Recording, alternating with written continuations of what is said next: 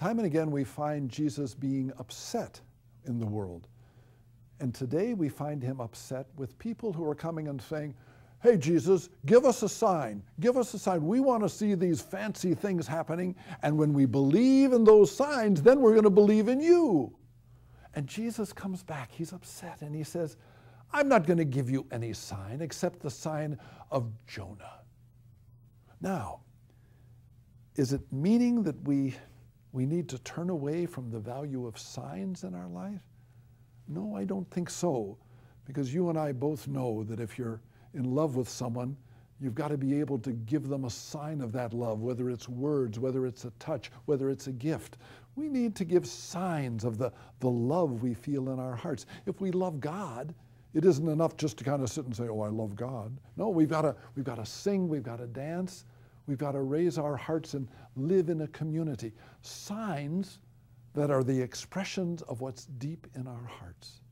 Now, the call of Christ is not that he's against signs, but he's upset that people are not able to read the signs. And now you and I have got to think, oh dear Lord, would you open my eyes? Would you open my ears? That I could see and hear the signs in the world today. The signs of the way God is trying to talk to us and call us to himself. What could those signs be? Could it be a Hollywood movie that gives a story that somehow touches our heart and exposes a fear that we have or a lack of forgiveness?